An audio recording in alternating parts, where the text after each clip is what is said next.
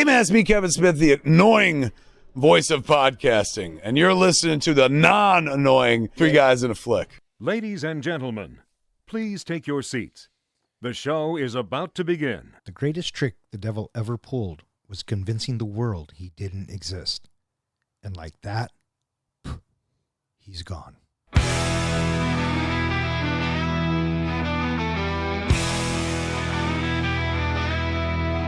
Three guys and a flick with Don, Ken, and John. Dive into the movies well after the dawn. From the good to the bad to the wildly absurd. They give a fuck about films. Their voices are heard. Welcome back. You are listening to Three Guys in a Flick. This is where we review the good, the bad, and the absurd. Tonight's episode, The Usual Suspects. Beware spoilers. Coming to you from a ship docked in San Pedro Bay, my name is Don. And to my right, we have the comic book guy, John. Heidi ho. And to my left, we have the professor, Ken. Hello, everybody. How you guys doing tonight? Bitchin'. Bitchin'. That's a new one. Right on. How about you? I am doing fan-fucking-tabulous. Why are you doing fan-fucking-tabulous? I don't know, I just felt like I was doing fan-fucking-tabulous. What, you going to rain on my parade? No, I was just curious if there was a reason why, and since there is not, I'm going to continue to let you be fan-fucking-tabulous. Well, thank you. You're fucking welcome. Tonight we are talking about The Usual Suspects. The Usual Suspects was the professor's pick. I don't think it was in the Bronco helmet. It was not. And so, hey, Professor, why The Usual Suspects? I thought that it would be nice to have a classic movie that we have been talking about over the course of our years of doing the pod. And as we talk about and we go back and forth with each other of the movies that we've seen, I remember that you and I were both very surprised that John had never seen The Usual Suspects. And so it's always kind of sort of been on my radar. I have a short list of movies that I would like to have us review that are not necessarily in the Bronco helmet. And so this was one of them, and it just kind of sort of popped into my head. Excellent. Well, let me ask you this question. I have said repeatedly before, and Professor just said it, I had never seen Usual Suspects. In fact, I knew nothing about it, and when I knew we were eventually going to do it, I purposely stayed away from it. I didn't know if it was a comedy. I didn't know if it was, a heist movie. I assumed it was some kind of criminal, whatever. I purposely stayed away from finding out any information on this movie. Don, had you seen this movie before? I did. I saw it in 95, and I saw it in the theater. Oh, and did you like it? I loved it. It blew me away in 95. 95. Yeah. I'm highly confident I saw it in the theater as well, but I don't remember per se if I did, but I've seen it many times. It's a classic watch. Yeah. I have to say, last night was the first time I watched it from beginning to end in probably, I would say, at least 10 years. So... yeah, it's been a while for me too. yeah, so it was an interesting watch for me, to say the least. Released on August 16th, 1995, The Usual Suspects was directed by Bryan Singer, written by Christopher McQuarrie, and it stars Stephen Baldwin, Gabriel Byrne, Chaz Palminteri, Kevin Pollak, Pete Postlewaite, Kevin Spacey, Susie Amos, Benicio del Toro, Giancarlo Esposito, and a bunch of other usual suspects. How'd this movie do, Don? This movie was made for $6 million and brought in $67 million. That's not too shabby. Not too bad at all. For those, though, having, I don't know, were they powerhouse actors back then, or were they all kind of starting out? No, they were all kind of starting out. A lot of those actors go on to become, more famous. And some of them infamous. Along with the director. And since we're on the topic, let's just throw it out there now. We got to talk about it. We got to talk about it. All right. So you have Kevin Spacey, which we all know has been accused of being an asshole. And we also have Bryan Singer, who has been accused of being an asshole and really hard to work with to boot, I guess. Mm-hmm. And he also has legal issues. Yeah, well, and listeners, that's what I mean by when he's an asshole. There's sexual misconduct and just not being a good human being. Well, it's interesting with Kevin Spacey he's got a few sexual cases against him, misconduct cases against him. And I think one of his earliest stems from something that happened on the set. Kevin Pollak has said in an interview that he believes one of the cases was Kevin Spacey hitting on Bryan Singer's boyfriend. Well, there you go, I guess. Yeah, according to Pollock, production was shut down for 2 days. Wow. Yeah. That I didn't know. Which is funny because they so desperately, I mean, they pretty much wrote the role of Verbal for Kevin Spacey. They want him so badly on this production. Absolutely. And I'm sure after that all happened, they probably thought twice. So knowing what we know now, I don't think we need to get into all of the legal issues. We'll just say that they're not very savory characters. Does that lessen the movie for you? And I'm going to throw this at you, Professor, because you've seen it a number of times. Does it lessen the movie at all for you in any way? Sort of. And what I mean by that is, and I'm glad you brought this up because I wanted to talk about this as well. I loved the movie Baby Driver, and I was eagerly seeing it in the theater with anybody who wanted to see the movie. I know, I was with you. When it came out on DVD or Blu-ray, or when it was released, just before that, all of his sexual misconduct charges or allegations are flooding the airwaves. And so by the time the movie came out, I eagerly purchased the Blu-ray, and then I haven't watched it since. And it has made me gun shy to want to watch that movie that I think is such a delightful watch. And sometimes I do have that stigma, I think, that slows me from watching a movie. I didn't think about that for The Usual Suspects, and it did not deter me or look any less favorably at the movie, because the craft that Kevin Spacey has put in The Usual Suspects is masterful. He earned that Academy Award. He is great in this movie. And the fact that his personal preferences, personal choices, it did not get in the way for me in this instance, but it does certainly get in the way sometimes with some other movies. And we have privately spoken as well about how those type of things can affect our opinions and our desires to watch things versus not watch things based on the personal actions of people. Yeah, for sure. For sure. What about you? For me, when it comes to movies, a lot of times I don't even know who the director is. So whoever the director is doesn't affect me, what they've done, good or bad. And for Kevin Spacey, when I watch this movie, I don't see Kevin Spacey. I see Verbal. I see the character he's playing. The fact that I don't think he's getting any money from me watching the movie, nowadays, makes me feel like, yeah, I can watch that movie and not feel bad about it. I can watch it and actually enjoy this movie. It does add a certain taint to it, like almost like a bad taste to the movie. So I don't know, like if I'd watch it again or if I'd recommend it to folks. I wouldn't go out and push a movie that has, two people who did fairly bad things, but it doesn't stop me from watching a movie and it doesn't stop me from enjoying a movie. Well, there you go. For me, being such a avid movie watcher and just an absolute lover of movies, I will say this: when things like this arise and you have actors or anybody in the production who aren't cool and who are just assholes, it blemishes it just a little bit for me, because it breaks my heart that someone would use that sort of power or influence to get something for whatever the cases are. It's just heartbreaking. And so it does blemish it just a little bit for me. But the flip side of that coin is all the other people that are part of the production and all the other people that bring this movie to life, the score, Pollock, Del Toro. It's not fair for me to take away their gift to us because Kevin Spacey can't keep it in his pants, right? So does it blemish it? Yes. Does it, for me, unfortunately, make it a movie that will never be a 5? Yes. But that's just my opinion.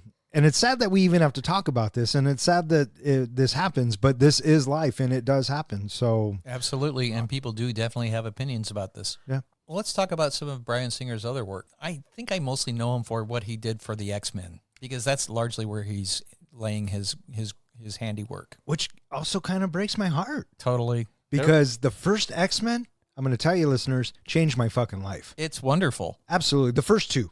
X-Men United is fucking solid. He also took on Superman Returns. That was the other one I was thinking of. He did something else. And I had such high hopes for that. And all in all, it wasn't horrible, but I mean, it was just the same story from the 78 version.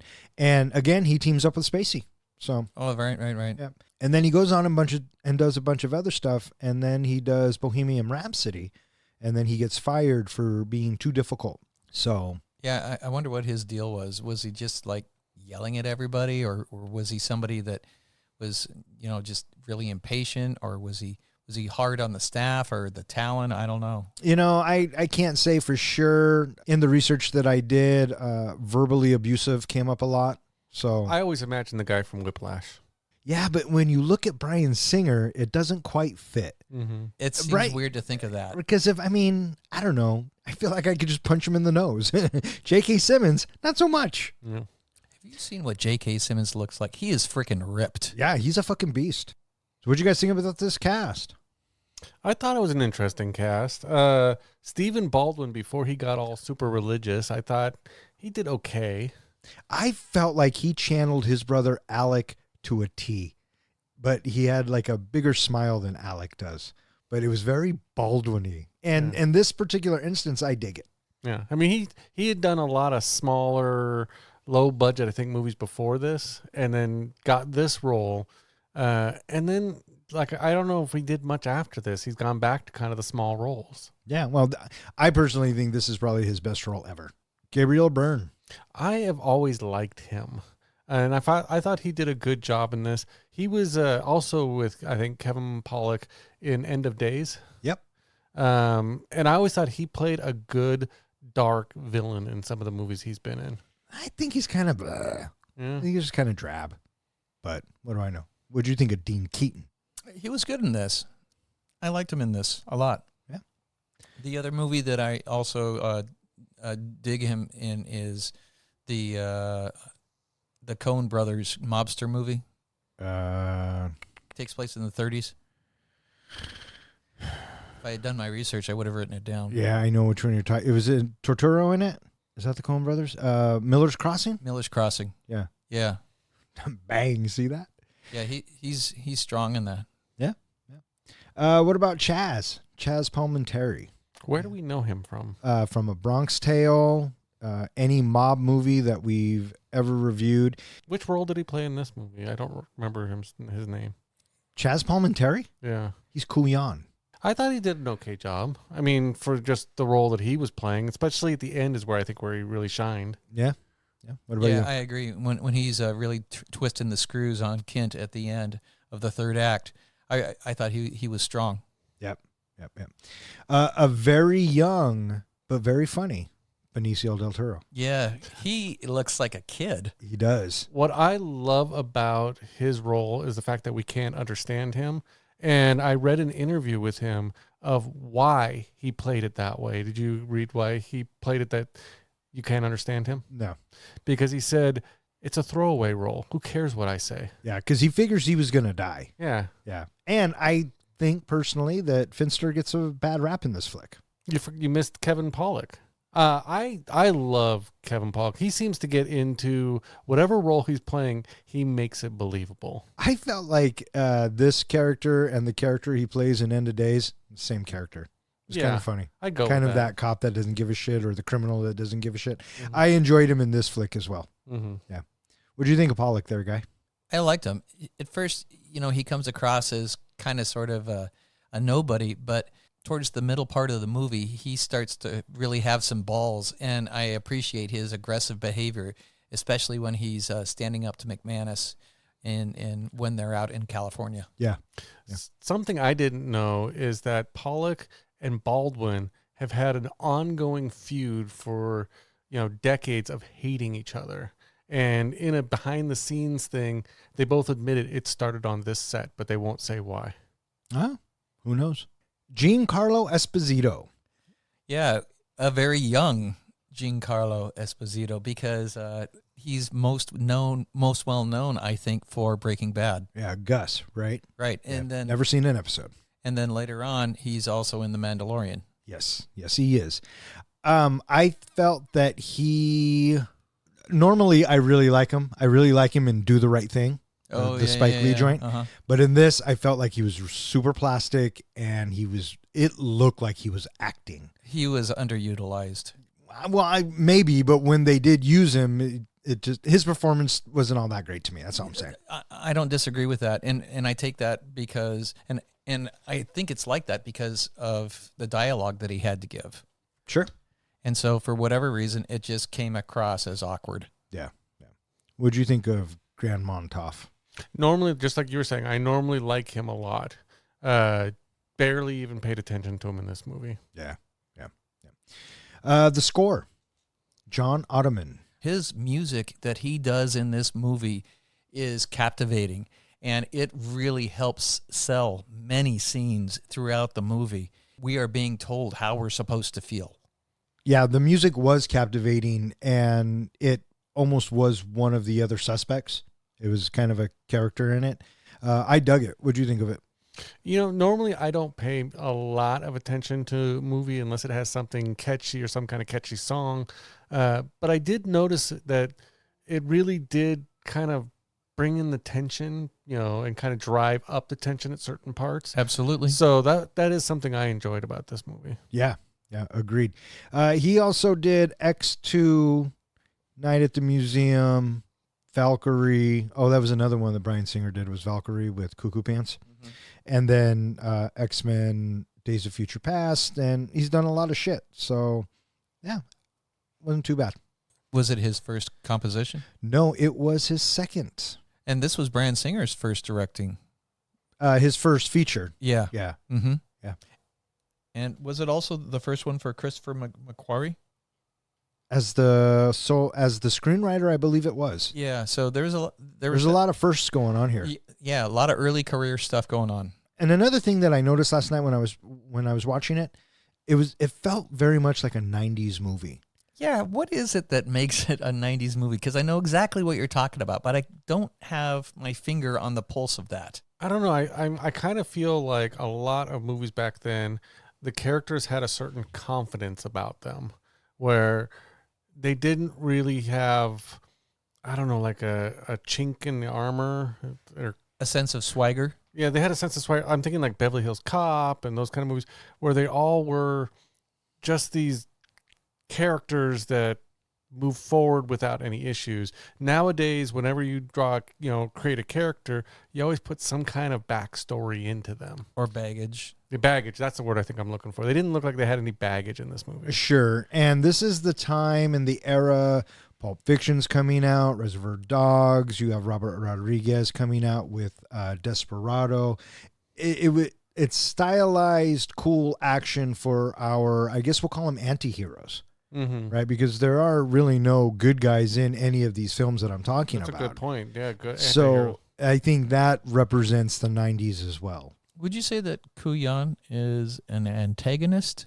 I don't think he's a protagonist. No, he's definitely not the protagonist. Yeah, he is the antagonist. He is Verbal's, because Verbal is our protagonist because he has a goal. His goal is to get out of the fucking jail. Or get out of the police station. Right. That's what I'm trying to say. Yeah, I would say Kuyan is the antagonist for because sure. He's constantly trying to poke holes, and there's something wrong. There's something off. Yeah. He's like a bloodhound sniffing. Well, his whole thing, and they kind of talk about it at the end, is he's dead set that he knows what happens. Now he's just got to make everybody agree with him that he's right. Is it about that time, Don? Oh, yes, boys. It is about that time. Welcome to another edition of Master Movie Trivia. I am your reigning champ. You may call me the champ. I have compiled 5 questions and 5 questions only to test your knowledge of the movie that we are reviewing. Each question could be worth multiple points, so if you know the answer, say it. And please wait until I finish each question. Let us begin. Question number 1. What does Verbal say his given name is? Terrence? No. I can't remember. Roger Verbal Kent. Question number 2. How many cops are indicted after the gem heist? 50.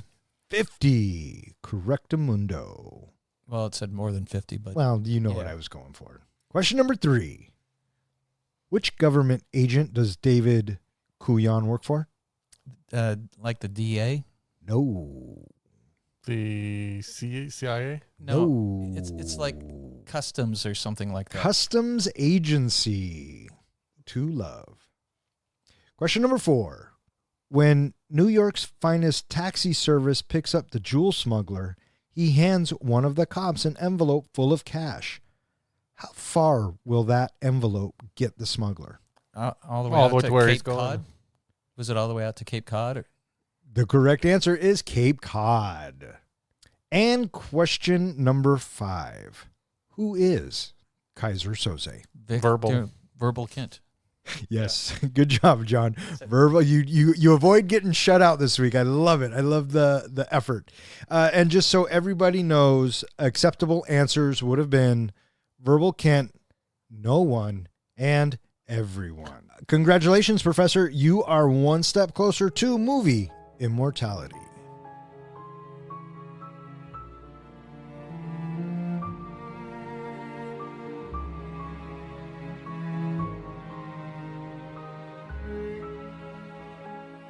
Career criminal Dean Keaton lies badly wounded on a ship docked in San Pedro Bay. He is confronted by a mysterious figure he calls Kaiser, who shoots him dead and sets fire to the ship. The next day, the police recovered 27 bodies and only 2 survivors. Arkash Kovacs, a Hungarian mobster hospitalized with severe burns, and Roger Verbal Kent, a physically disabled con artist. U.S. Customs agent Dave Kuyan flies to Los Angeles from New York to interrogate Verbal. The men are left alone in a borrowed office belonging to LAPD Police Sergeant Jeff Rabin, while FBI agent Jack Baer visits a hospitalized Kovacs. The events that lead Keaton, Verbal, and their associates onto the ship are then described by Verbal via flashback. What did you think of the style of the narration that we were getting throughout this? The way that he talks, I feel like it didn't feel like he was talking to Kuyan. I felt like he was talking to us, the audience. Yes, I agree. And I want to throw out a caveat real quick. I think that the first time you watch, with the exception of you, I think back in 1995, the first time you saw The Usual Suspects, it got you hook, line, and sinker, right? Yeah, just the ramblings of Kent. Right. And so going back and watching it now, I'm looking at it through a different lens. And yes, Professor, I agree with you. I think it is Verbal talking to us, the audience, and the way that they're masking it is kind of the non-linear storytelling, which was very popular, or the start of it being very popular. But yeah, I now look at this story and what Verbal is telling us. It's just that. It's a story. And so, yeah, very much he's doing that. Well, for me, and maybe it's because I'm seeing the movie for the first time now and not back then, I probably would have been a lot more impressed back then when I hadn't seen a lot of movies with this same kind of storyline, this same kind of twist, the same kind of thing going on. For me, when it first started off with the narration, I don't know, my mind went right to Fallen. And the idea of the narrator is going to turn out to be the bad guy in the end. So that to me was almost like my first hint in this movie. Huh. And so this movie opens up with that sweeping shot of the bay, and we get that John Ottoman score. And now we are immediately on the boat, and we meet Keaton, and he is about to burn down the boat. And we see a figure who's standing up on the deck who pisses and puts the fire out. That's pretty good aim. That's what I was thinking. And I was also thinking, God, he's really dripping a lot over the fucking railing. Well, the other thing, too, is to piss that far and to get that fire out, he must have really had to go. I agree. He might need to get those kidneys checked. And so we are shown that this mysterious figure and Keaton know each other because they have a quick dialogue. And watching it the first time, you're not going to know, but watching it the second time, you start to pick up on subtle hints. And the figure shoots Keaton After the explosion, then we have the camera pull in to the ropes that Victor Kent was supposedly hiding behind, but he wasn't there. Having the camera pull in on those ropes at the beginning, because we see that two more times, at least once. Just once. But seeing that, we, the audience, are being told that there is somebody there watching what is happening. You know, and I looked and I looked and I looked, and there was nobody there. No, But it's implied that someone's watching for sure. They even filmed it that there was nobody behind those ropes. Now it's the next day, and Verbal is testifying. Now he's narrating for us. And since he's the only survivor, I mean, he's really the unreliable narrator. But he's taking us along. And in the meantime, what's been happening is we've been getting title cards. The first one was San Pedro last night. Mm-hmm. And then we get another one that says San Pedro 6 weeks ago. 6 weeks ago. And this is when the roundup happens. Mm-hmm. We are now meeting the suspects. Right. We meet McManus, Hockney, Finster, Keaton, and they're brought in for a lineup. And Right. who's the only one not Roundup? Kent. Kent. Yeah, that's the only one. Again, I felt like that was kind of a hint. Well, maybe. But since he's telling the story, we've already been introduced to him. Yeah. So that's where I was at.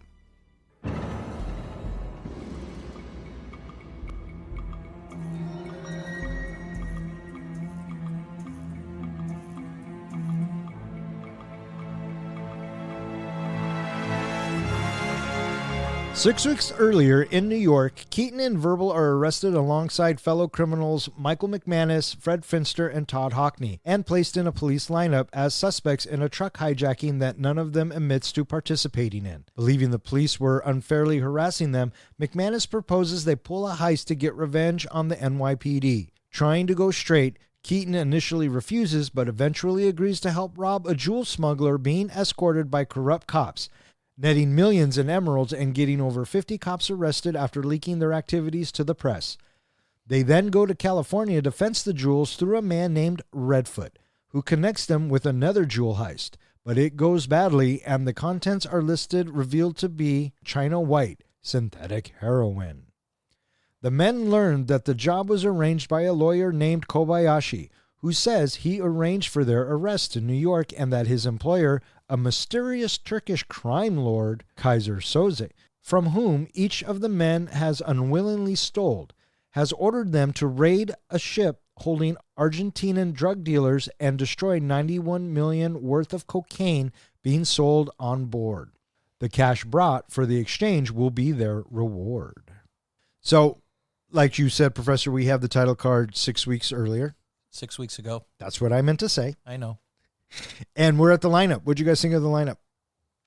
This is interesting, and like I said, I had known nothing about this movie beforehand, but when I was writing out my notes, right at this lineup, I wrote, prediction, Kevin Spacey is faking and is the mastermind. Well, look at you. Aren't you the smartest motherfucker of all time? And like I said, and I think that's because I've seen so many movies where they take the weakest character and turns out to be the mastermind in the end. So then I spent the rest of the movie now looking for hints to confirm my theory that he is the mastermind. And I can't remember the exact one, but there was one that threw me off a little bit. And I thought, well, maybe I'm wrong. Maybe it is Dean that is the bad guy. But then I thought, no, it's gotta be Verbal. Oh, well, there you go. What'd you think of the lineup there, sir? I liked the lineup a lot. It was fun to watch the characters interact with each other, and it was just a fun scene. Sure. So after the lineup, they are thrown into a holding cell, and this is where we get the idea and kind of introduction of our characters. We know that they get interrogated, and they tell us that Finster and McManus know each other, and they all know Hockney, and they all know Dean Keaton. But the one that they don't know is Verbal, except for Keaton. Right. Well, what I loved about this lockup scene is this is where we get to know each of their personalities. I mean, right here, it's all revealed who's cocky, who's an asshole, who doesn't care, who's, trying to reform, all that kind of stuff. Yeah, we get our character types. Did you catch there was a hint in this scene, in the lockup scene, that answered who was the original one that stole the gun parts? Uh-huh. It's revealed later that Hockney is the one who likely did it, because in the lockup scene, it's foreshadowed by him sleeping. And then later on, I think it's the detective that says the one who's asleep is usually the one who did it. Mm-hmm. So McManus gives us a score that he wants all of them to do. And the score he thinks is great for all of them to do together. But Keaton, he wants nothing to do with it. Supposedly, he's put his life onto a new track, and he wants nothing to do with shady stuff anymore. He's dating a hot lawyer. And he's trying to go straight. Mm-hmm. He's trying to go straight. And so they start talking, and Keaton's adamant, right? I want no part of it. You guys can all fuck off and die, is pretty much what he says. And so they make bail, and they get released, and we see Keaton and his lawyer girlfriend, and she's all kinds of pissed off. She wants to file police harassment and this, that, and the other. But we also see the other suspects kind of take off, but they are lingering. Yeah, they're all lingering, and they're Just all a little looking bit, looking at Keaton. What's he going to do? And Yeah. Keaton loses a huge investment deal, which kind of screws over his new business. Oh my God. What dicks, right? They come fuck him. And it's at this point, I think, that he isn't sure, but he is strongly considering it. And the camera shows us each one of the participants, and they're all looking at Keaton because they all deep down inside know they need Keaton. We cut to, we're back on the waterfront, and we're looking at a charred body on the dock. He's like, man, look at that. And this is where we meet Jack Baer, the FBI guy. And this is when we're told that 27 are dead and there are 2 survivors, and they have a cripple from New York down at the station. We have another title card, San Pedro, California, present day. Right. But yes, we also get to meet Bear. And from there, we learn that there are 2 survivors. And these 2 survivors, they're going to be critical for our story arc. Right.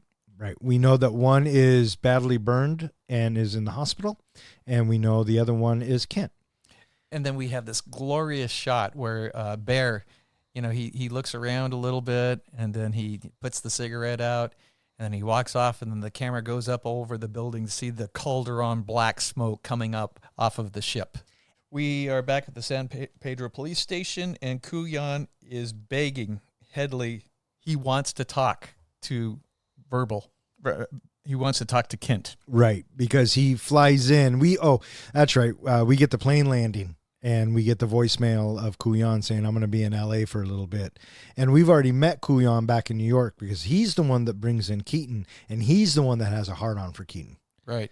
And back in L.A., the police sergeant or the police chief, whoever his buddy is. Jeff Rabian. Yeah. He's like, no, man, you can't talk to him. He's making bail in 2 hours. He's out of here. Yeah. But there's an interesting twist here, I thought, when they say, well, he's agreed to talk, but he doesn't want to do it in the interrogation room. He wants to do it in your office. Oh, he didn't want to do it in his office. He just wouldn't do it in the Yeah, interrogation room because he was going to get recorded. Yeah, and so I think that Kent didn't want to talk to anybody, but he eventually acquiesced because of the concession of being in the office.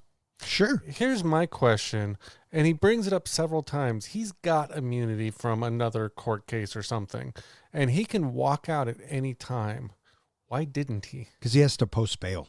That's what he's waiting for. Is that the whole thing? Yeah, it has to process through. Oh, It's 'cause like he said- it's like a credit card charge clearing. I thought maybe he didn't want to lose his immunity. He didn't want them. He wanted to give them something that they might believe. No, he doesn't give a fuck. He's gone. He does this, and here's the big twist of the Usual Suspects. He does this just to fuck with the cops. That's what I think too. This is all just a fucking story. Did you catch when? And this might be jumping a little bit farther ahead, but when he first came into that office and they kind of left him alone for a sec, he was looking at all the boards and all the articles on the walls, and that's where he got his whole story from. Yeah. Yeah. Absolutely. Yeah, and so Jeff, he's like, why do you even want to talk to him? There's 27 people dead. There's $91 million worth of dope that's not there. Why? Everybody's dead. Right. And Kuyan doesn't believe it, but he mostly wants to know, is Dean Keaton dead? Yeah. Well, the whole thing I think he wants is, how can I connect this to Dean Keaton? He's going to basically go after Verbal and anybody else he else has to, so he can prove it was Dean Keaton. We flash over to the hospital, and Bear, he's over there, and it turns out that this guy is starting to talk, but they don't know what he's saying.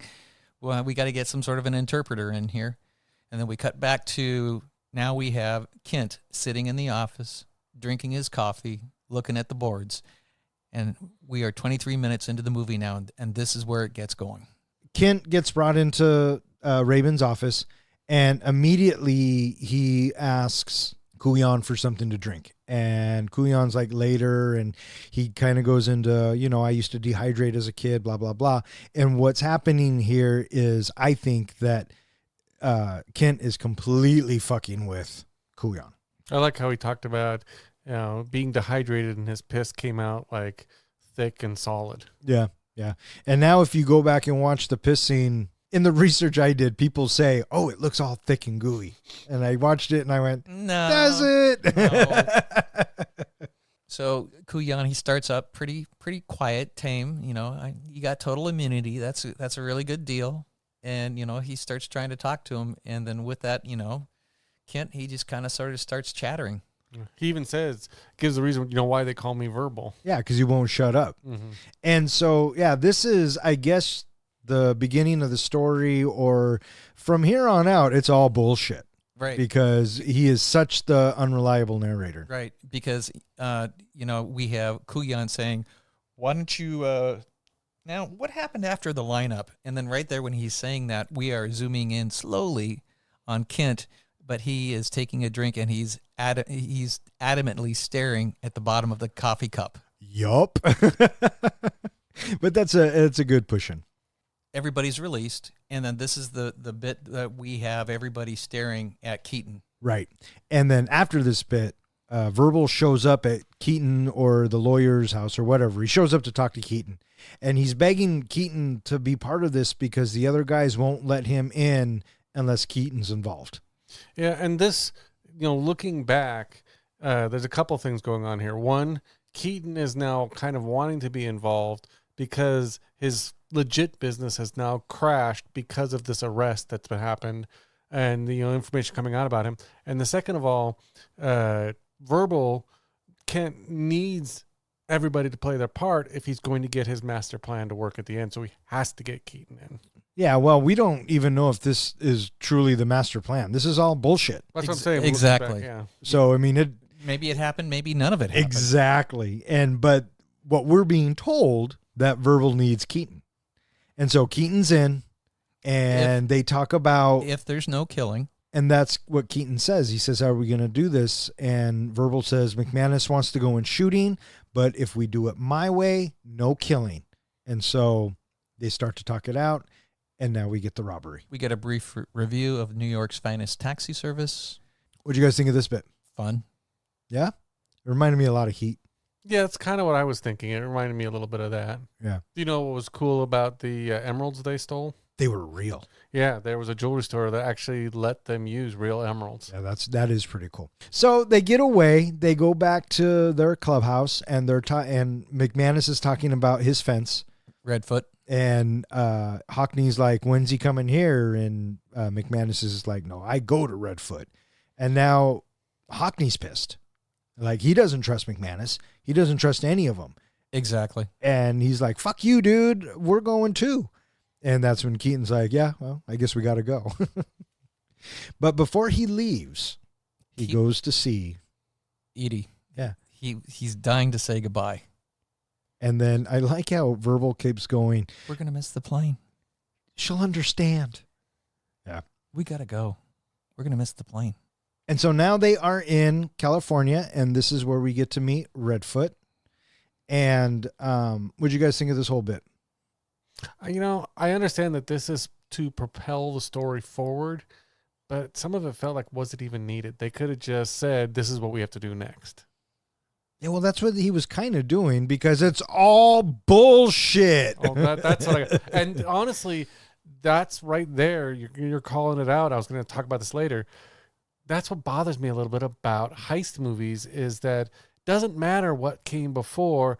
All that matters is the last 5 minutes, because that's where the twist, and that's what we're told. Everything else was bullshit.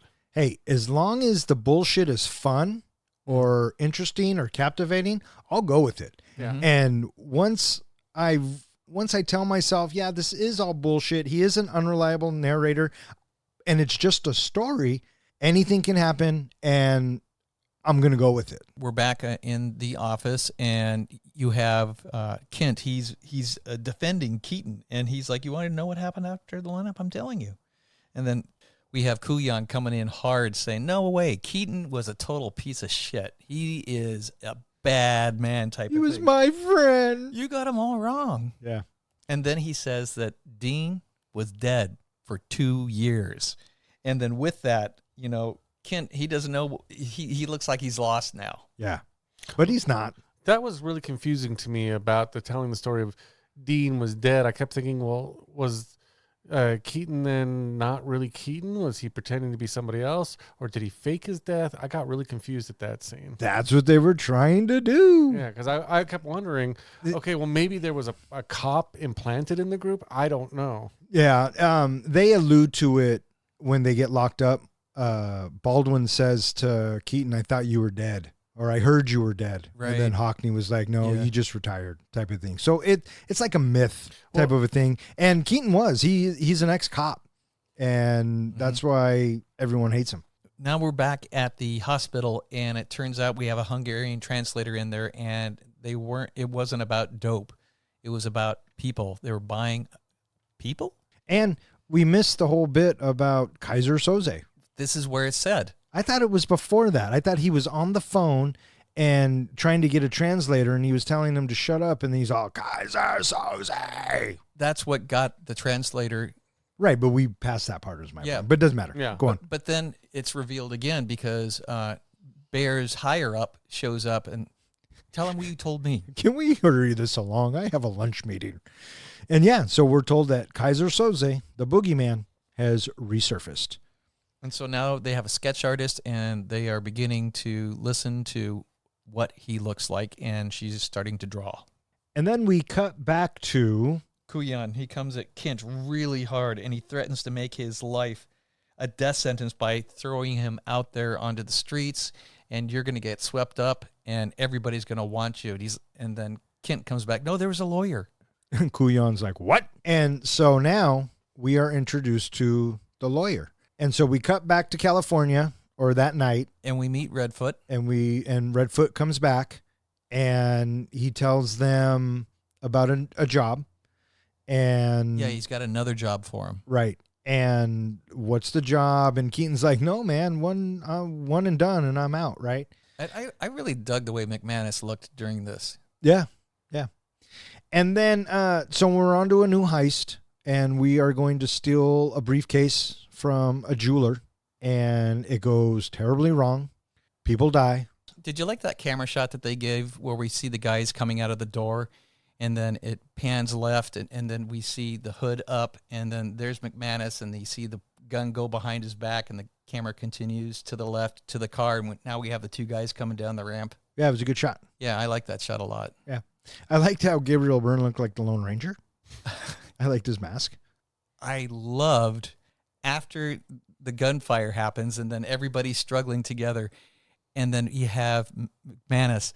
He's tracking. He has one gun, and he goes down. He picks up the second gun, and then he's going back and forth, left, right, left, right, left, right, left, right. It was so fun watching him tracking what's happening, and then when do I do it, and then finally pulls both triggers at the same time, and both of the bad guys drop. What a lucky fucking shot. Man, that was so cool. Yeah. So cool. And then the guy who has the case still won't give it up, but Keaton doesn't want to fucking kill him. Mm-hmm. But Verbal does instead. And so Yeah. they get the case. And that was surprising. Yeah. Well, there it shows too. I felt like that scene was we're supposed to start suspecting there's more to Kent than has led on, because he seems like the meek, just con man. Well, now he's a cold-blooded killer. And then the other part that sells it, after Kent pulls the trigger, it's the music, the violins that come in, Yeah. that just the sadness and I don't know. It just works so well. Now the boys want to know what all the fuss is about, so they open up the fucking No briefcase. no cash. Yeah. But it's all China white. So they meet back up with Redfoot. Words are said. Everybody's on edge because before Redfoot and one other guy gets out of the car, And now, all 5 of them get out of the car. which immediately is aggressive, right? Absolutely. And McManus is fucking hot. He wants to fucking kill him. And Keaton's like, I'm going to take care of it. And so they start the dialogue. And Redfoot's like, hey, man, some fucking lawyer put me up to this. So I don't know what the fuck you're talking about. You know, funny, he wants to meet you. Yeah. And so here we find out that there's a lawyer and he wants to meet with the usual suspects. And now This is where we're introduced to Kobayashi. I am Mr. Kobayashi. I have been asked by my employer to bring a proposal to you gentlemen. 1 job, 1 day. He does not expect all of you to live. But those of you who do will have $91 million to divide between you in any way you see fit. I like this scene. I like how it's put together. I like Kobayashi, but just the way it breaks down, I had a lot of fun with it because it shows us very quickly that you're not going to fuck around. And What happens immediately afterwards? Who's your boss? I work for Kaiser Soze. and everybody is Dropping a deuce. except Verbal because Who's Who's Kaiser Soze? he's so innocent in asking that. Yeah. The fact that you have to ask, I'm sure your colleagues will tell you all about him. Yeah, he says, judging by the change in mood, Mr. Kint, I feel sure the rest of your associates can tell you. He explains how all of them have indirectly stolen from Kaiser Soze. Which I thought was a kind of a clever way of roping them all in. Like they don't have a choice. Kaiser Soze is competing with Argentinians on cocaine, and there's this $91 million deal that he wants Keaton's crew to put a stop to in 3 days' time. And so with that, they need to get to the boat, destroy the cocaine on board, keep the money. They are given a briefcase, and they open it up. Kobayashi leaves it behind, and so they open it up, and there's a map of the ship, and then there's these files on each one of them of everything that they've ever done illegally. Yes. And incidentally, they are listed in the order that they all die. Yeah, I thought that was interesting too. That is something that if I do go back and ever watch it, I want to look at. Yeah. And so they all decide that they really have no choice, but Verbal still wants to know who the fuck is Kaiser Soze? And so now we're back with Kuyan, and he starts spinning his web Of who? Kaiser Soze is. Yeah. What'd you guys think of this whole bit? Oh, I love the camera work. The camera work as he starts to do it, because it starts to slowly pan around Kent. And then we get this nice tight focus on his face while he's talking, and the background's blurred. And I just think that, it's just pulling me in, and I'm just so eager to hear what he's going to say next. And this is where it takes us to a flashback of Kaiser Soze and his family being held by by thugs. I think they're Argentinians. Was it Hungarians? Or I thought he was Hungarian. No, he's Turkish. something? Yeah, he's Turkish, I think. Yeah. Anyway, we are told the story that Verbal was told and believes about who Kaiser Soze is. The one I believe. Yeah. And so we are shown in a flashback that some fuckers came in and took Kaiser Soze's family hostage because they wanted his drug empire. It's always about drugs.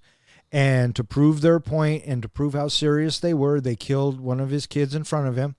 And so what does Kaiser Soze do? He kills his wife, daughter, and one of the thugs, and lets the other thug leave So he could go back and tell the story. so he can spread the word. Then he showed these men of Will what Will really was. The only thing I didn't like about this scene was his fucking hair. Oh, That yeah. long mop drove me nuts. I kept trying to, because at this point, again, I was pretty sure Verbal was Kaiser Soze. Uh-huh. So I kept trying to picture Kevin Spacey's face with that long hair. And I thought, again, this whole story is probably bullshit. Yeah. Something that I thought was really interesting was at the moment that Kaiser Soze is killing his family, we have this sound of a heartbeat that is brought into the scene with us. And so when he does the shooting, you get the Anyway, I really like that. And then something rare happens here. We have Kuyan. He refers to Kent by his first name when he's asking him, "Do you believe in him, Verbal?" And then this is where we get that famous little bit. Well, Keaton always said, "I don't believe in God, but I'm afraid of him." Well, I believe in God, and the only thing that scares me is Kaiser Soze.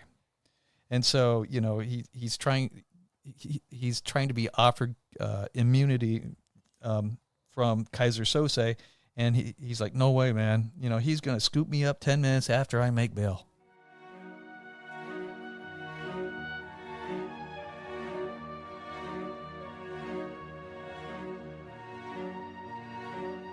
During Kuyan's interrogation, he learns that there was no cocaine on the ship and Soze was seen on board. At the hospital, Bear learns that Kovac has seen Soze and has a sketch artist begin making a picture. Verbal then tells Kuyan a legend about Soze. He was a small-time drug runner who murdered his own family when they were being held hostage by Hungarian mobsters, then massacred the mobsters and their families before disappearing, and from then on conducted business only indirectly through underlings who are mostly unfamiliar with their true employer. Soze thus becomes a fearsome urban legend, a spook story that criminals tell their kids at night. Concluding his story, Verbal reveals that Fenster was killed after trying to flee. The men then threatened Kobayashi, only to accept the assignment when he has threatened their loved ones.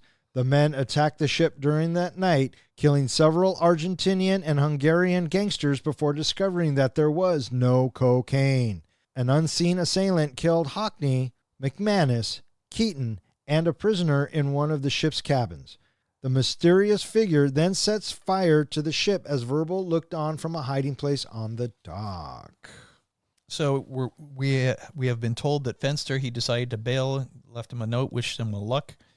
And then Kobayashi calls and he tells them where they could find Fenster. And we have our first suspect dead. And so they're kind of freaking out, right? And McManus is just, furious. And Keaton kind of comes around and is like, we got to do this or, Yeah, Keaton says he's in. Yeah. And he's not running away from this. And well, one thing I thought was interesting earlier on with Verbal telling the story and mentioning that, along with the story, that Soze always puts together a small group, uses them for a little bit, and then disassociates, gets rid of that group. Right there, it takes me right back to the beginning of the movie of this is exactly what's happened. A small group has been put together, and whichever one of them is the mastermind is going to do away with them at the end. yeah. With Fenster dead, the boys decide to go pay Kobayashi a visit. And so they kidnap him. They threaten to kill him. And I kind of like how Kobayashi is so nonchalant about it. She's upstairs in my office for an extradition deposition. And before that, he's like, before you kill me, Yeah. if you will, just humor me. Edie's upstairs, and you might want to think twice, fucker. And then, yeah, he takes him upstairs and proves that Edie's there doing the lawyer thing. And that man has not left her side and will not leave her side while she's here, taking care of her. Right. And then we'll find out that, Keaton, I cannot only just get to you, but, everyone else has loved ones and they are all in our sights. Yeah, he starts it so innocently. Now get some rest. The boat will be ready for you on Friday. If I see you or any of your friends before then, Ms. Finneran will find herself the victim of a most gruesome violation before she dies. And indeed will your father, Mr. Hockney, and your Uncle Randall in Arizona, Mr. Kent. I might only castrate Mr. McManus's nephew, David. Do I make myself clear? Yeah, a little bit. So the guys, they go and they stake out the boat and they want to see what they're up against here. And so they discuss logistics and, most likely certain death for them. And here we go. And then, bam, it's nighttime and we're at the ship. And we have McManus on the roof with a rifle. Hockney is running around planning explosives. And Kent and Keaton are held up until they're taking a view and seeing what's what. And this is where Keaton tells Kent, stay here. Yeah, and tell Edie. Right. explain to Edie, take Right. the money, Right. blah, blah, blah. Yeah. Yeah. You know what's interesting about this whole thing is they talked about how you didn't expect most of them to live and that they're probably going to die. They all would have lived if it wasn't for Kaiser. Kaiser, didn't he kill them all? Yeah.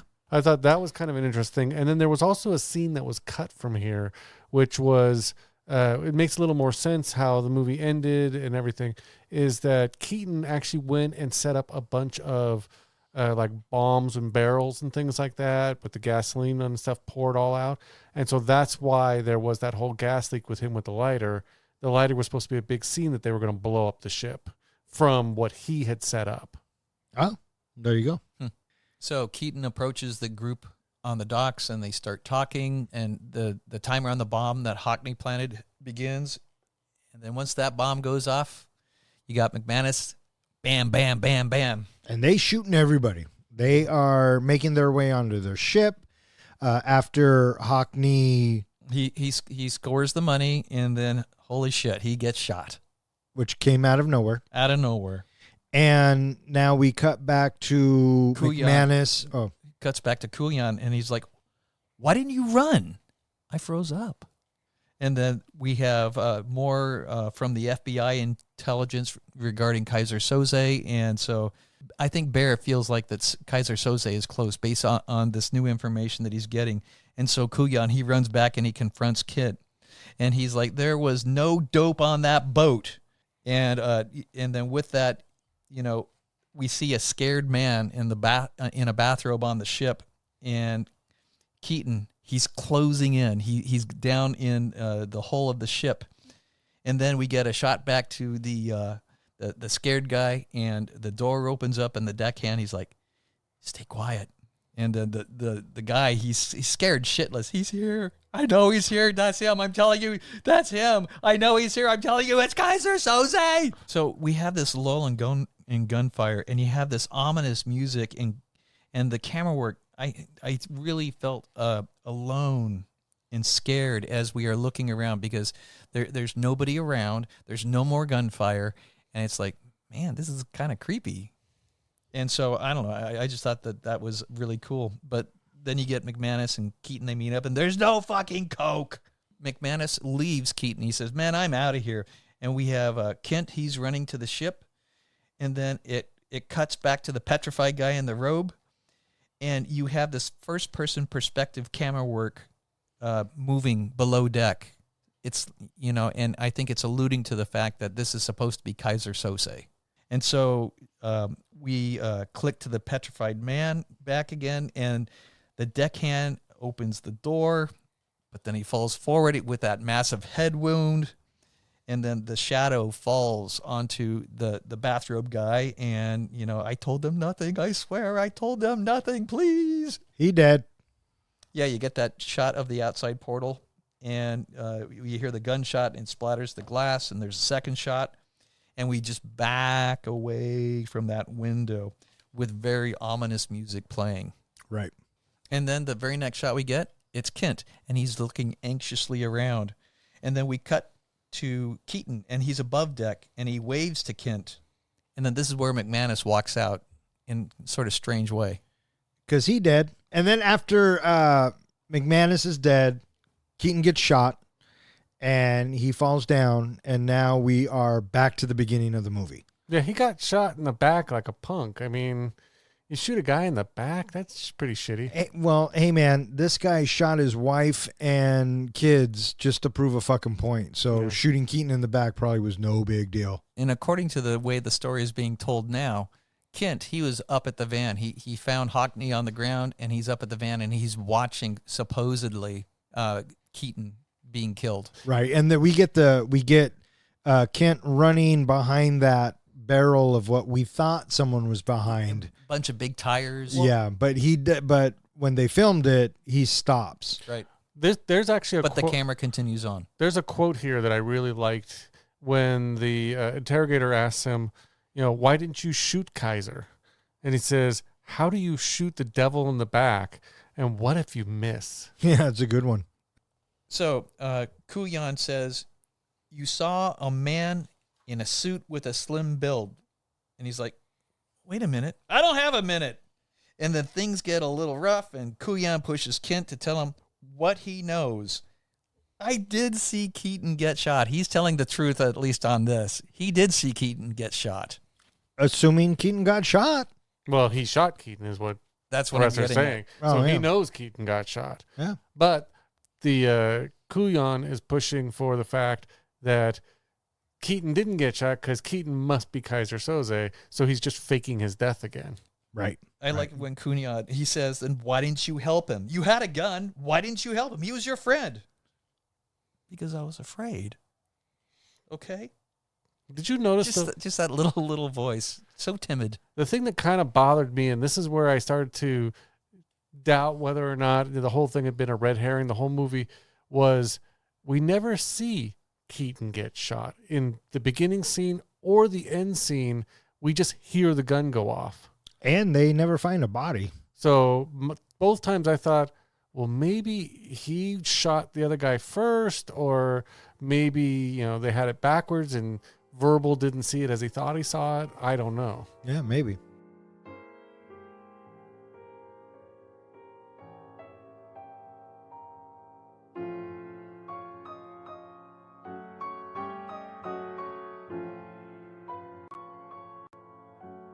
Kuyan deduces that Keaton must be Soze, as the prisoner killed on the ship was Arturo Marquez, a smuggler who escaped prosecution by claiming that he could identify Soze.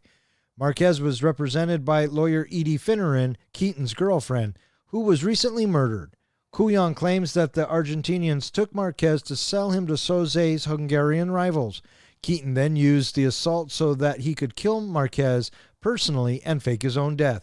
Verbal finally confesses that Keaton had been behind everything, but refuses to testify in court. Verbal's bail is posted and he is released. Moments later, Kuyan realizes Verbal seemingly fabricated his entire story, improvising on the spot by piecing together details from random items in Rabin's cluttered office. Verbal walks outside, gradually losing his limp and flexing his supposedly disabled hand. As Kuyan pursues Verbal, a fax received at the police station with the artist's facial composite of Soze, the picture resembles Verbal, revealing that he was Soze the entire time. Soze enters a car driven by Kobayashi and leaves. Moments before, Kuyan arrives on the scene. A voiceover from Soze is then heard from what he spoke to Kuyan earlier, saying, "The greatest trick the devil ever pulled was convincing the world he didn't exist. And just like that, he's gone." Roll credits. So Kuyan gets Verbal to say, it was Keaton. And I remember when I first saw this, I remember feeling like, if it's fucking Keaton, I'm going to be pissed. Because nothing led us that way, and it felt lazy to me. Did you know they filmed the end scene twice? Yeah. There's two cuts. One that makes Keaton be Kaiser, and there's one that makes Verbal be Kaiser. And Gabriel thought that he was going to be Kaiser because of the scene that he shot. And so he was convinced all the way up to the screening that he was going to be Kaiser, and that was going to be the twist. And when he saw that he wasn't it, that they didn't use that scene, he walked out of the screening. Yeah, well, there you go. And so Verbal's like, fuck this. I made bail. I'm leaving. And Kuyan's like, testify. And Verbal's like, fuck you. And Kuyan's like, all right, well, you posted bail 20 minutes ago. You can take off. And so this is it. This is probably one of the biggest twists in movie history. And I think it changed a lot of things. Absolutely. Especially the way movies are told. And so I think that this twist and how it all comes together back in 1995 would have earned a fucking 5. Absolutely. Because back then you didn't see it coming. Yep. Back then there was no internet to spoil it. Back then you sat down and you went along for this ride. And then you got that sucker punch right at the end. And the very end. And I tell you, once Kuyan starts figuring it out, and the voiceovers happens and it's all flashing back to us, you know that there's a twist coming, and the music's building. But to this day, the thing that still kind of makes me smile and chuckle is when Kaiser's walking down the street and his limp gets better and it just turns into a walk. It's such a natural progression. And it's at that moment the audience is like, oh, fuck you. Yeah, and that's right before you get the reveal of the coffee mug, right? Yep. And because Coolion figures it out. And I think what tips him off is the Skokie, Illinois. When I was in a barbershop quartet in Skokie, Illinois, and it's the bottom of the whiteboard. Yep. And then, and there's Redfoot, and, she was like orca fat. Yeah. And it really loops around to the beginning of the interrogation where Coolion gets right up in Verbal's face and says, I am smarter than you. You were going to give me what I want, whether you like it or not, and you're going to say thank you. And at this point, it all has become bullshit. And so, no, Coolion, Kaiser Soze was way fucking smarter than you. So The big thing that bothers me about this ending is that it seemed like the whole plan, you can tell me if I was wrong, the whole plan of Kaiser was to get to this guy so that he could keep his identity hidden. Yeah. But how did the movie end? The cops now have his identity, have his picture, have all of his information. They know exactly who Kaiser is. Oh, but he's gone. Because he keeps telling him you're never going to see him again. Yeah, So it doesn't matter. I think he was okay with that. I will take your beef and I will raise you. Okay. If I'm Kaiser Soze, why the fuck am I involved at all?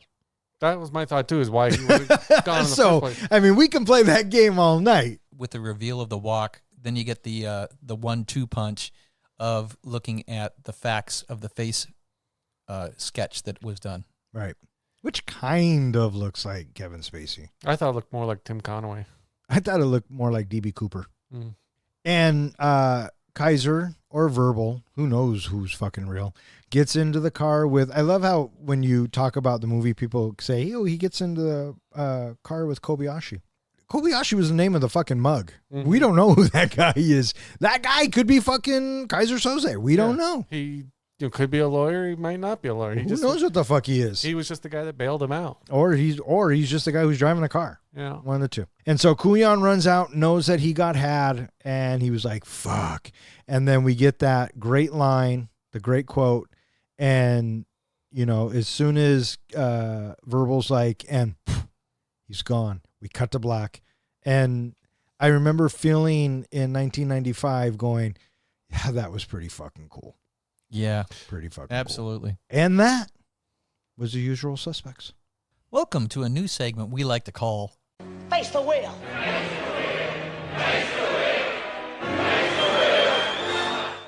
The premise is simple. I will spin the wheel in whatever category comes up. John and Don will apply it to the movie that we are currently reviewing. Now, once they have presented their idea to me, I will decide the winner of this week's wheel. Here are the categories: mashup, plot, rename, genre, reboot, alternate ending. I liked it better when it was called spin again. Pick any.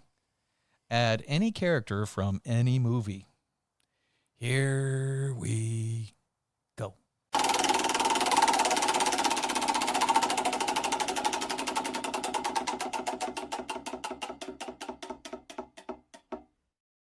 Biggity bam, mash it up, bitches. Mash up The Usual Suspects. All right, I got one. So you have The Usual Suspects, and they get picked to do this job, and they pull off a bunch of heists, but after the last heist, they each have an individual job that they're doing for the heist. And after their job is done, they keep getting killed until ultimately there was one left who was Verbal, but who isn't really verbal. He's actually a fucking maniacal madman. And the only one who can stop him is the Dark Knight. So I am mashing up the Dark Knight with The Usual Suspects. My mashup is going to be the same, The Usual Suspects, but I want to mash it up with a court case style movie. So I'm going to mash it up with A Few Good Men, but it's not a military related thing.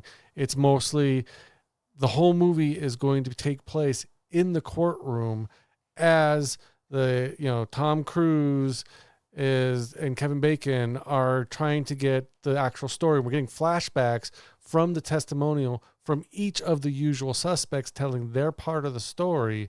And then as the case goes on each day after people give their testimonies, they're now disappearing. They're getting disappeared and all this stuff.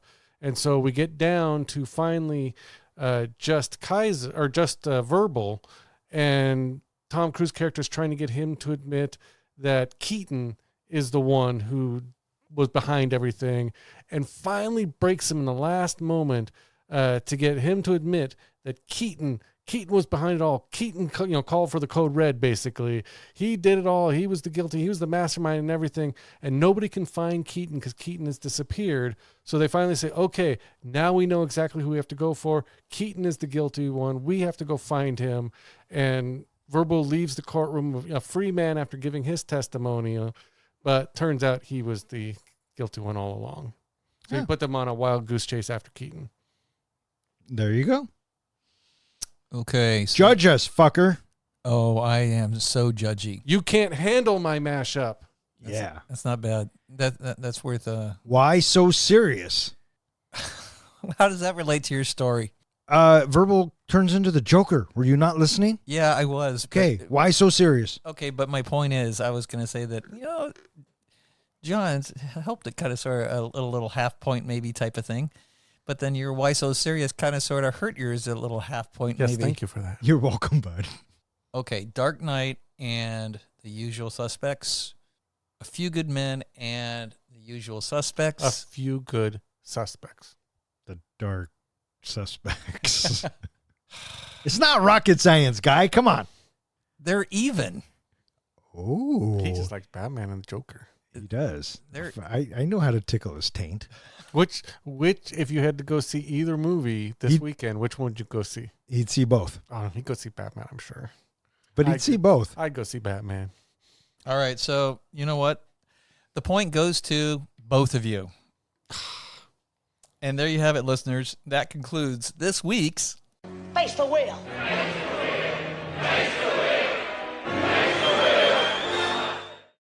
I can't handle a tie. You will take the tie and you will say, thank you. Boy, your mashup just keeps writing itself. All right. What do you guys think? You guys ready to rate this flick? I'm ready to rate this flick. John, are you ready to rate this flick? Okay, so I was going to write my review, but then the police broke down my door and took me downtown to grill me for hours about a heist that they think I was involved with. I weaved an intricate tapestry of connections between different criminal organizations to show them how I was just the pawn, when secretly I was the mastermind all along. Oh, wait, twist, that was all a dream. And about 30 seconds ago, that's when I wrote my review. So let's go ahead and do this. All right. Hey, Professor, how do we do our ratings? We do our ratings on a scale of 1 to 5 fucks. 5 fucks is a movie that we think is cinematic gold. A 1 fuck movie is a movie where you get done watching it and you're like, I'm never watching that again. And what's a 0? A 0 fuck movie is a movie where you get done watching it, you turn to your buddy and you say, oh, for shit's sake, what the hell? Why would you make me watch? I want 1 hour and 46 minutes of my life back. Or in other words, we just don't give a fuck. Yeah, it's my movie, so I need to go first. Well, there you go, buddy. All right, The Usual Suspects.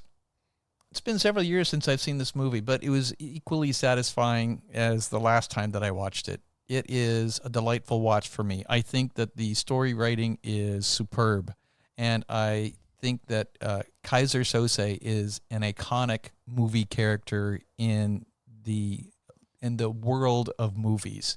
You have people that are known, Darth Vader.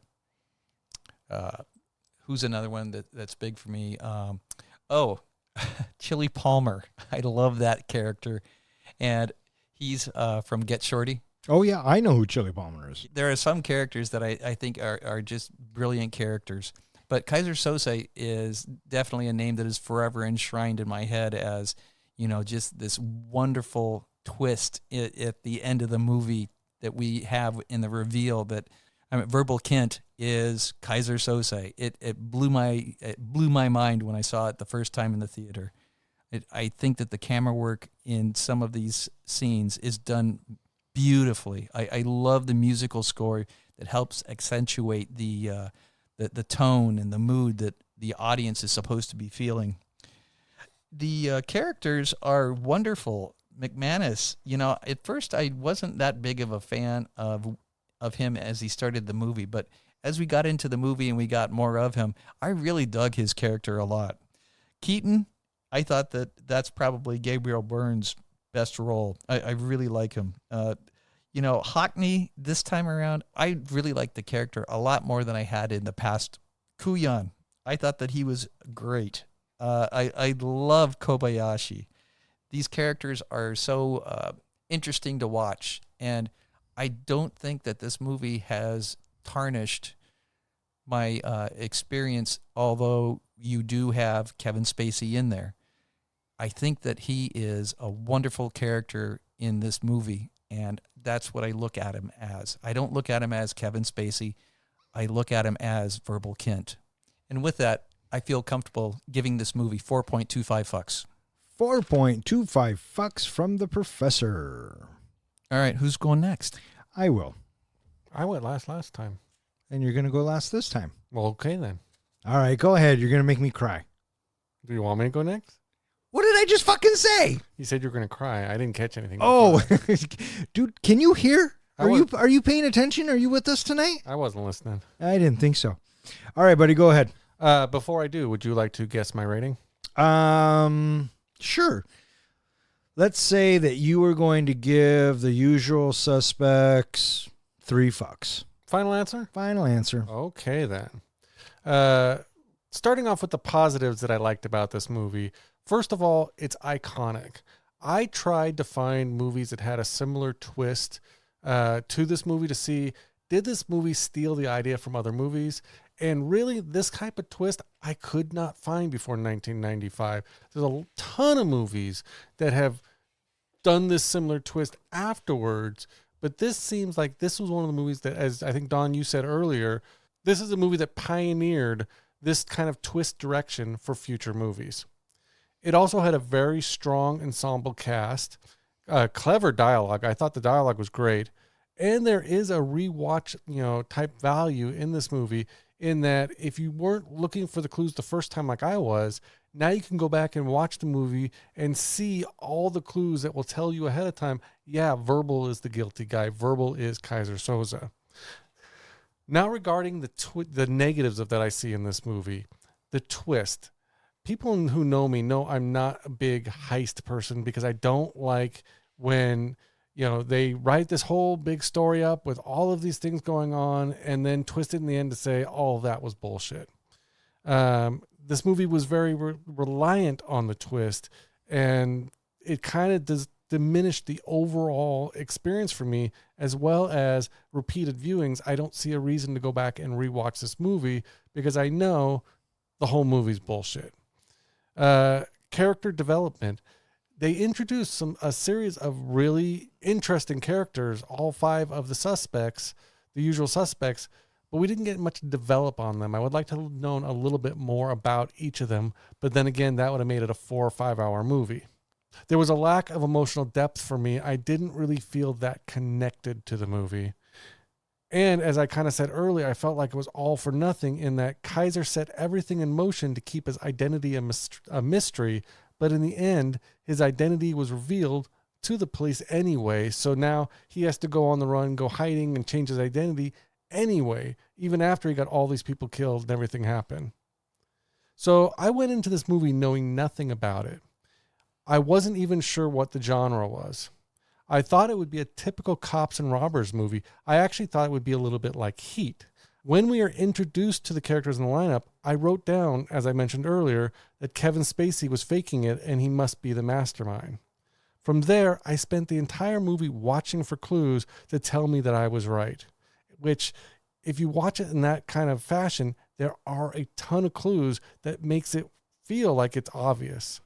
Now, what bothered me most about this movie, and honestly what I had troubles with most heist movies, is because, like I said earlier, the ending always makes what happens before bullshit. So it's pretty much for those reasons and my own personal taste in movies, unfortunately, that I am giving The Usual Suspects 3 fucks. Bang! 3 fucks from the comic book guy. My turn. You go next. Thanks, buddy. In 95, like we've been saying all night, you bought it and it was amazing at the time. And I think this is one of those films that, yes, it did pioneer a lot of things and a lot of good things came out of it and some bad things came out of it. But at the end of the day, this movie, I think, loses a lot of its appeal the more and more you watch it. The twist is kind of like a one and done, kind of like The Sixth Sense. Once you know what's happening, the next time you're going to watch it, you want to look for clues. Well, the next time you watch it after that, you're still looking for clues. And by the time I got to watching it last night, I was looking to pick it apart.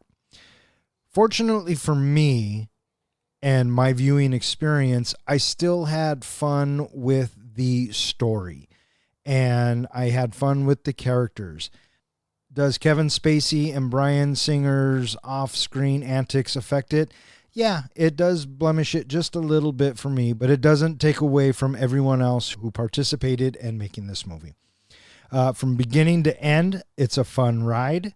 I like the cast. I like the score. And overall, I'm giving The Usual Suspects 4 fucks.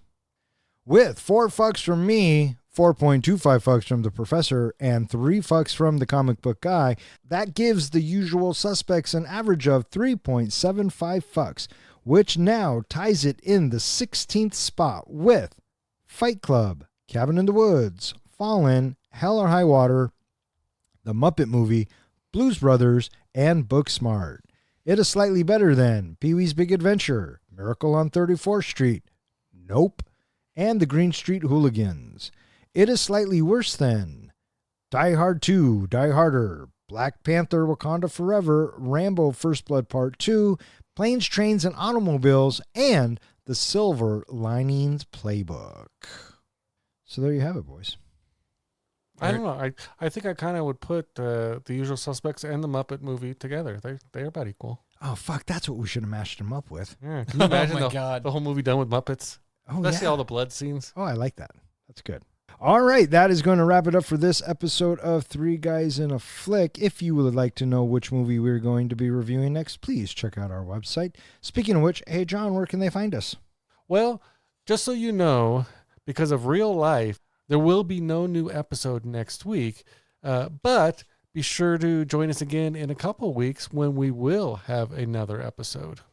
In the meantime, check out our website at www.threeguysinaflick.com, where you can find all of our podcasts, our show notes, anything else we feel like putting on the website, as well as there's a web form on there that you could submit a movie to go into the Bronco helmet that you'd like us to review next. You can also find us at all of social media, as well as any place that hosts podcasts. And while you're listening to us, be sure to give us a comment, give us a like, definitely subscribe to our podcast if you're new here, as well as give us a rating. We would love to hear from you. All right. I just want to thank anyone who listens and who has suggested a movie. If you keep listening, we'll keep recording. For Three Guys in a Flick, I'm Don. I'm John. And I'm Ken. Thanks for listening. 3 guys with some mics, yeah, dive into the flicks. We're here for the real talk, no time for the tricks. Don as the captain, steering us right. Kid drops knowledge, shedding light. John with the comics, bringing the hype. From the good, the bad, to the absurd, we break it down, make sure you heard. Passion for the screen, we ride or die about movies. You know, we always give a fuck, no lie. So 200's coming up. Yeah. We did Jaws, which I feel like you guys did. Was that 100? Will you fucking let me fucking finish, for fuck's sakes? Fuck that guy. I forget. Do you like Jaws 1 or 2 better? Or do I have to wait for the show? Maybe I'll have to wait for the show. The fuck is wrong with you? 2, man. Give me the keys, you cocksucker. Give me the keys, you cocksucker. Give me the keys, you cocksucker. Tonight we are talking about The Usual Suspects. The Usual Suspects. Sex bucks. Oh, We wait, have our yeah, board it's name. coming, dude. I got a couple for you. And listeners, just so you know, The professor is a fuck. What am I trying to say? I don't know. Like you were saying, is that verbal needs Ken. Mm-hmm. The greatest trick the devil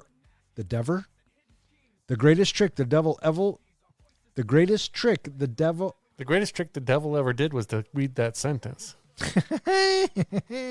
fucker. 46 minutes of my life back. Or in other words, we just don't. Oh, and what's a zero?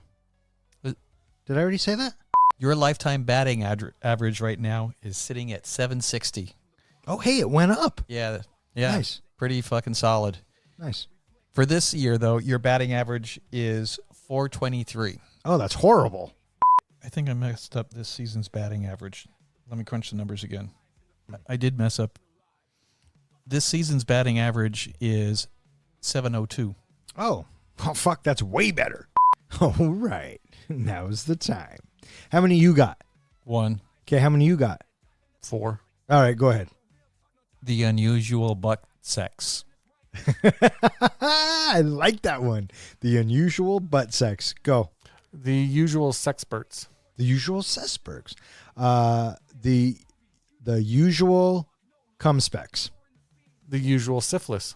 The usual ass ailants. Assailants. Get it? Ass ailants. The usual sex addicts.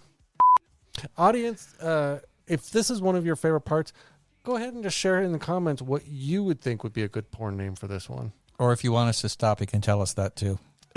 All right. May all of your days and nights be filled with happiness. All right. Fuck off. Good night. Keep the passion alive. Fuck that.